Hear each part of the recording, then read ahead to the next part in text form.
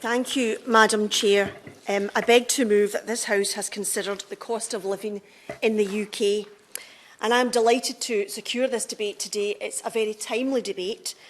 I honestly don't think that there is anything which occupies the minds of my constituents in North Ayrshire and Arran, or indeed in any constituency, more than this issue. It affects everyone.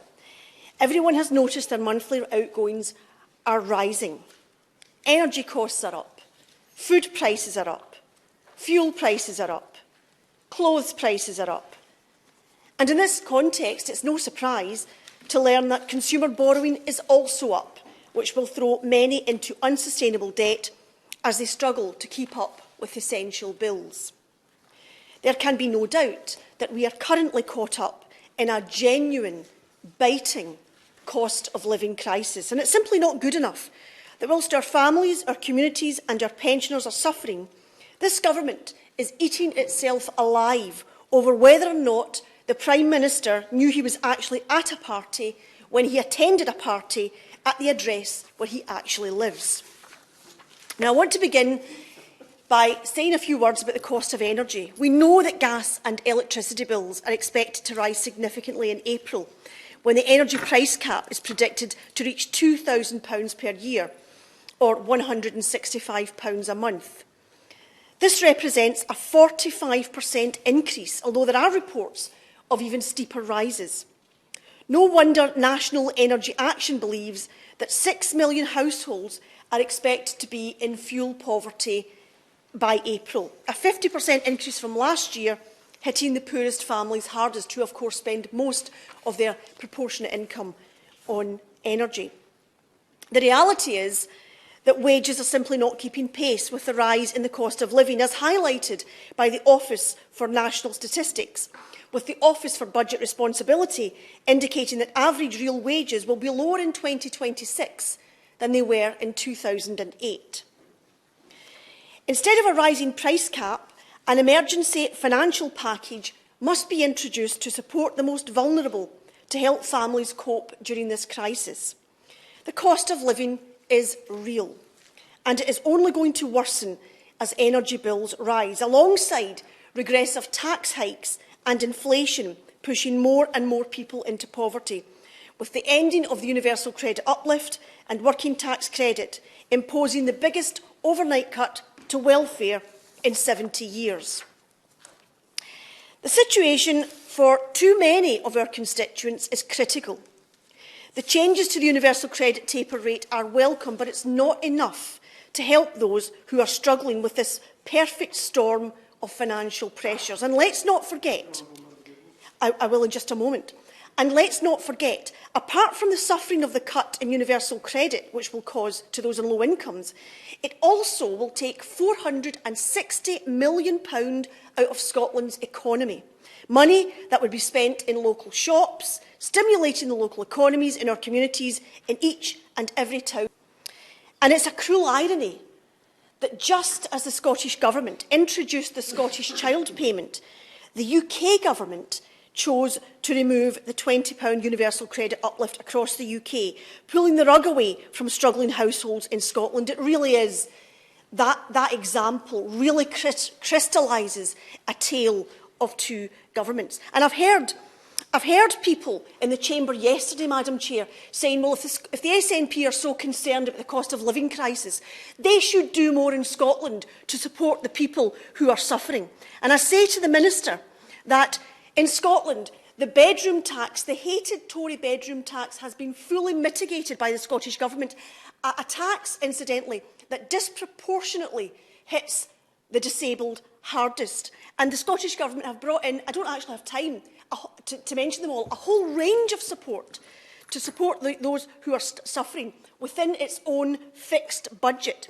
And it's deeply ironic that members in this House talk about how the Scottish Government could do more, when the same people who say so are the very people who have imposed the constraints in the Scottish Government that limits their powers in order to do just that. Give us the powers. If we have the powers, we will do more. And it's something that the irony of calling for the Scottish Government to do more whilst tying its hands behind its back is well noted in Scotland. But the UK government, of course, has a rich array of powers with which it could help to tackle this cost of living crisis if the political will existed.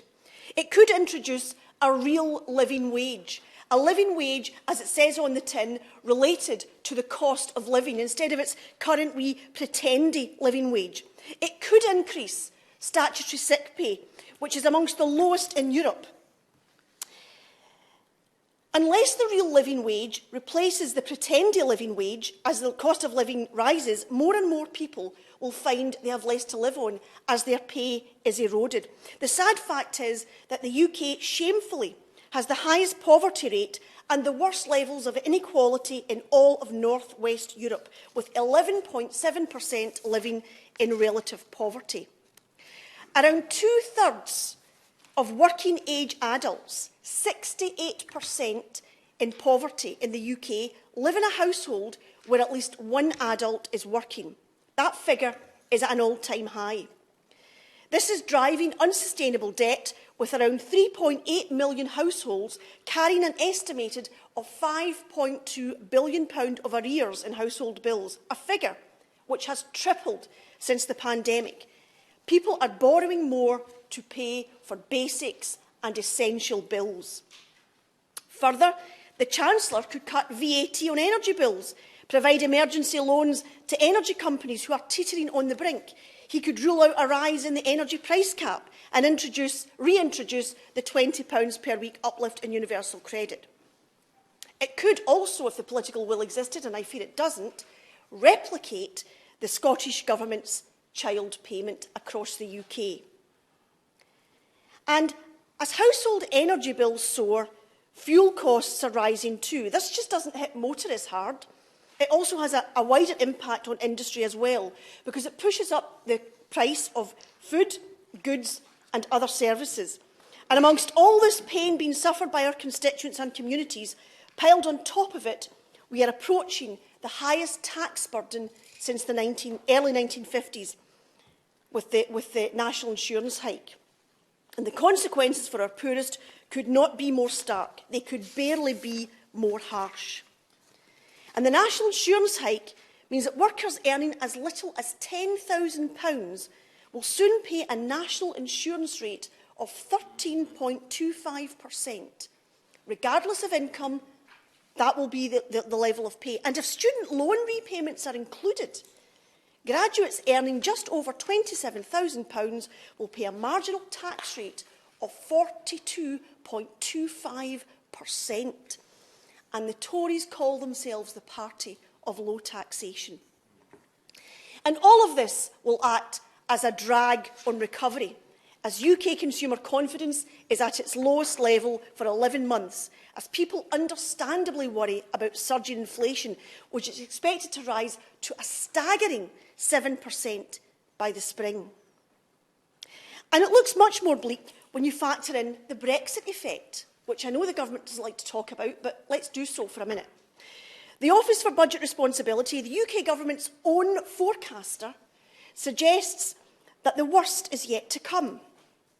Make UK is an organisation representing 20,000 manufacturers, and it has said that Brexit will undoubtedly add to soaring consumer costs this year.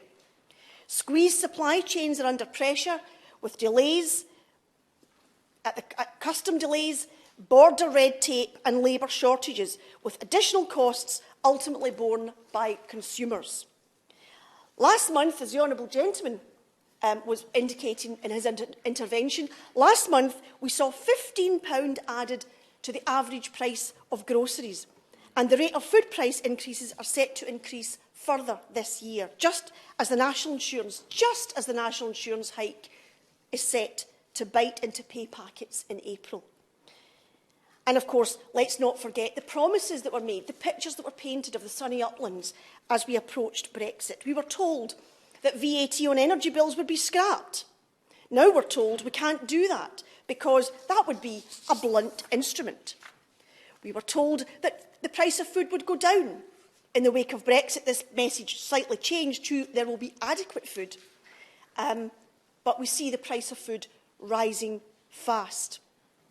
Now, it seems to me that there's one rule for one and one rule for another, because as we see, as the Minister will stand up and tell us, there's lots of reasons why he can't do more, there's lots of reasons why the government can't do more, hard choices have to be made. But in that context, I can't help but remember the words of Lord Agnew yesterday, when he was talking about the £4.3 billion of COVID loans which have been conveniently written off by the Treasury. And he talked of, and I quote, arrogance, indolence and ignorance at the heart of government, which was, and I quote, freezing the government machine. He said that schoolboy errors giving loans to over 1,000 companies not trading when COVID struck could not be justified. So I wonder how much pain the ordinary man in the street and people like him would have been saved by a cash injection by the Treasury of £4.3 billion in that direction. And of course, we cannot forget the poor deal for pensioners in amongst this crisis. Now, WASPI women have already been left high and dry as their pension age was increased with little or no notice, throwing their retirement plans into chaos.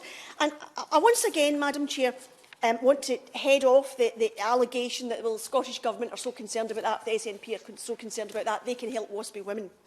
And I would simply just quote that Section 28 of the Scotland Act 2016 prevents the Scottish Government from providing support on reserved areas, and that would include pensions, assistance or assistance by reason of old age. So once again, we need to bust the myth that the Scottish Government can solve the WASPI problem. It's a problem of the Government's own making, and it's down to them to fix it.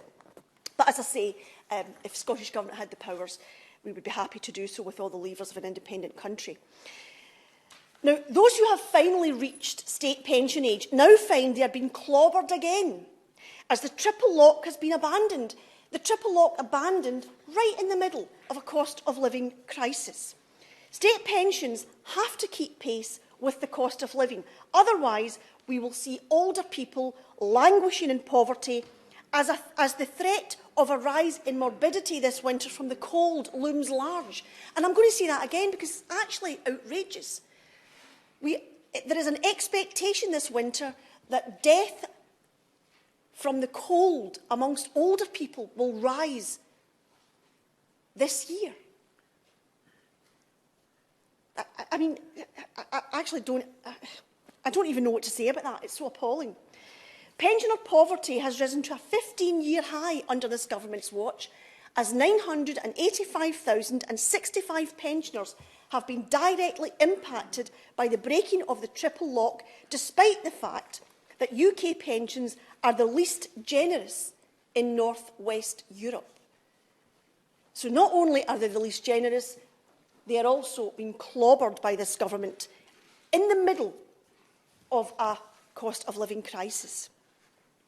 It's simply not good enough for this government to fiddle whilst households, pensioners and 1 in 4 children in the UK suffer poverty as a result of the choices this government is making, and it is a result of the choices they are making. The cost of living crisis is not inevitable.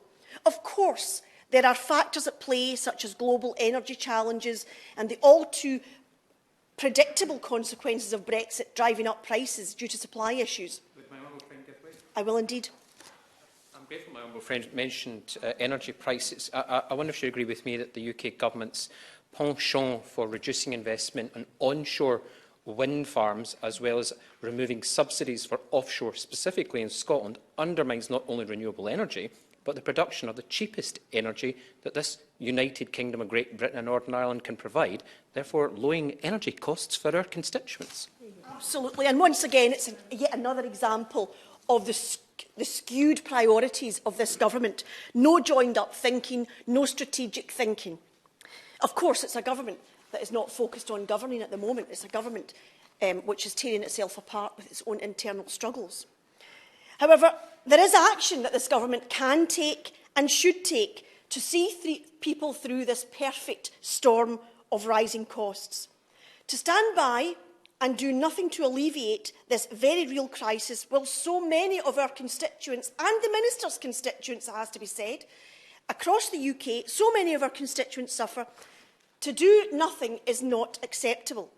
And, as I said, it shows skewed priorities. It punishes those on low pay, it punishes those who are seeking work, and it also pushes them further and further away from the job market because it creates barriers. Poverty creates barriers to work that need not be there.